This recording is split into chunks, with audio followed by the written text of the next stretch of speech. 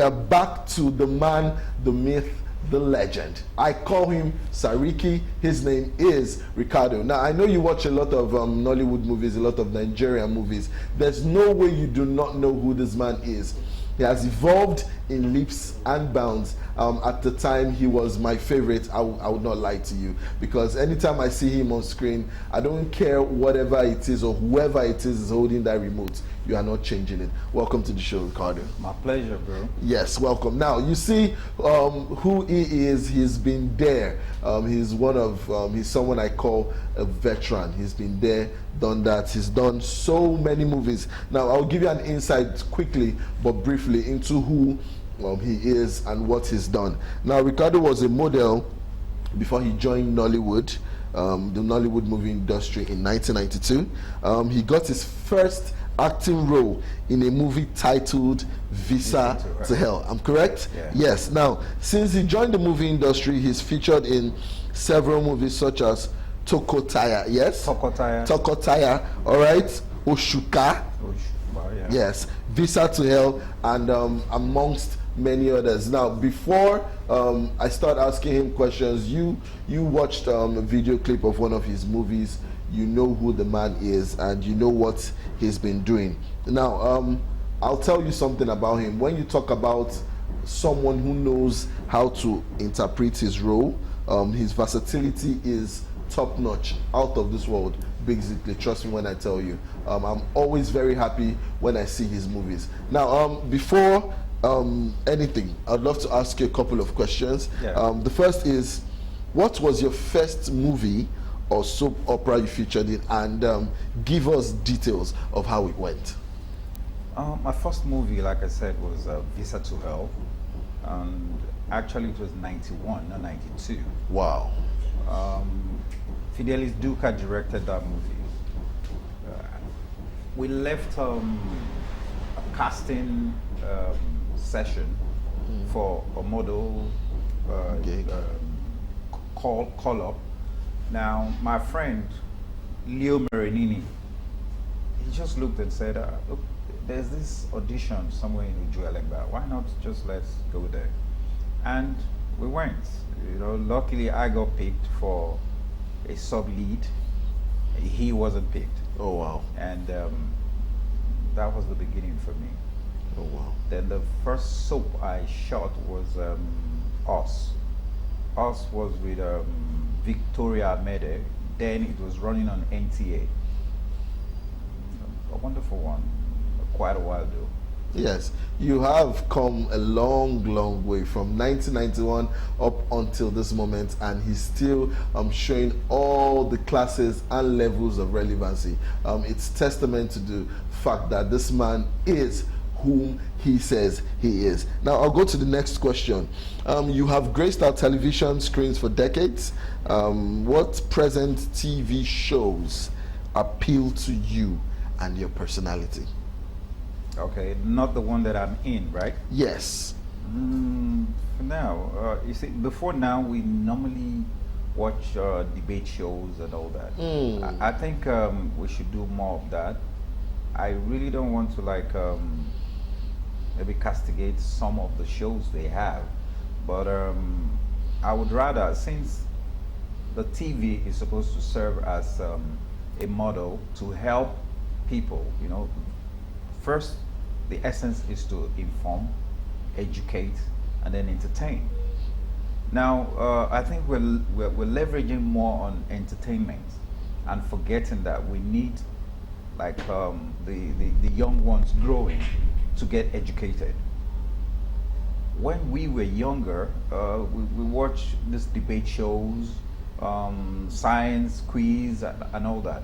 So it prepped the kids and placed them on better stead to look up to the future and know that education is vital, regardless of whatever you want to become. If you're not educated, you're more like somebody in the dark. So today, yeah, I think I watch more of soaps. I was part of Tinsel, Village Headmaster. And with Village Headmaster, there are a whole lot of lessons to be learned First, now we've transited from um, the medieval age to the present. So now the correlation between those two times are being brought to bear, and then teach people what obtained then and as it is now, and how to like fuse those things together. Now I watch more of sports, football. If Nigerian, let me say, NFA, Yes. if they could have a better synergy with some of these communication outfits to help give them that board to sponsor and all that, so that people could get to know about Nigerian clubs. Like we had Rangers, we had IICC, we had Shooting Stars, yeah, that's IICC. We had Sunshine, we had Mighty Jets of Jos. But today we watch more of the foreign one because they've been able to use well the hype that comes with, you know, advertisements, big collaborations with corporations and all that. I think Nigerians should do that too. So we get to know about our clubs, get to know about our players, because it drives us out of recession. Recession is a global thing today. True. Now, we need that sport that brings that camaraderie between guys. You know, when you're seated and somebody saying, wait till me that your club name said, we flog on 5-0. Then, you see, for that period of time, it takes your mind off all that kind of pressure that you're going through. It helps. That's why the TV is a very, very, very veritable tool to either propagate your service, your goods, you know, all those things to people. It brings it easily to them, and it helps with the retention, because now you're talking about visual and audio. So it becomes very easy for you to want to and understand what has been advertised or you're being informed about and all that. So I think we should do more of that. Nigeria should do more of that. All right. The man knows his Anian. He knows what he's saying.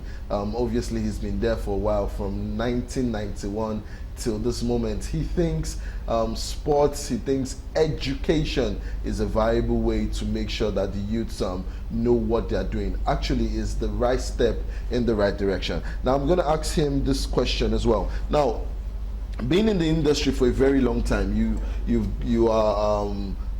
sold out different stages, different cinemas, and what have you. What obstacles have you faced in the course? I know there are a lot. I know there are numerous, there are cumbersome, but please, what kind of obstacles have you faced, and how did you get past them? You know, okay. In the beginning, there wasn't all these network services. Then we had to go through pasting of posters. Yes. So, and you need somebody to tell you, oh, there's an audition, there's going to be an audition. Maybe you're staying in Ikeja and they're telling you there's audition on the island. Now, if you're not that fortunate to meet the person, right, you won't get to know.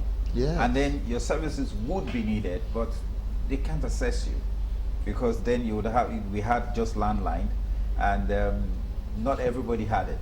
True. You understand? So then that communication was a major problem. Then when we got past that, we now started facing the problems of he's not from my tribe, he's not in my clique. Wow. So there were all those challenges, and thank God. But for me, I would always tell people that no matter the kind of cast they are trying to put or block, some kind of impediment, just try to hone your skills, get very good at it, that they would have no choice but to look for you. Wow. You understand? That is there. Today we have problems with touts. Excuse me, when you go for shoots, they just come and tell you you're shooting in their area, you have to come and pay them. If you're not paying this XYZ amount, they are going to confiscate the equipment. Wow, it's terrible. So that's going to stall the shoot for that day. There was a time we were shooting around Aja, and normally when you go to such communities, you first look for maybe the ruler or the chief. Now you go there, meet them, talk to them, then ask them things that are required. It's obtainable, yes. Now they could tell you need to bring wine, bring cola, bring this, that, and then a certain amount of money. And these are the certain people you would have to pay. Now we had already done all that. Now we got on set, we were filming, and some boys just came from nowhere. Close to 16 of them. They told us, why were we shooting, blah, blah, blah. And we looked at them and said, are you from this community? They said, yes, all right. We have met the Bale that is supposed to be your leader. We've paid him, we've done the dues that we're supposed to do, and then we've paid the Egbe Omo, that's the youth. We've paid them. So they said, well, that's for those ones, that they are here to collect their own monies and all that.